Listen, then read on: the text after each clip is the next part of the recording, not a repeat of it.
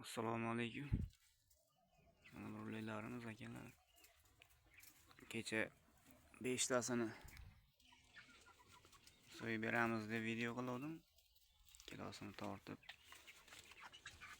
Tozalangandan keyin men vaqtim bo'lmay qoldi. Ishlar bilan bo'lib. Xo'p, bular 5 tasi tozalangandan keyin 12 kilo chiqdi.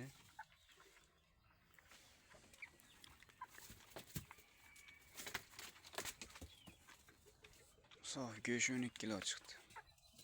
Shu bittasidan 600 gram, 650 gram chiqib ketyapti atxotlariga. Qolgan go'sht qolyapti, chista go'sht.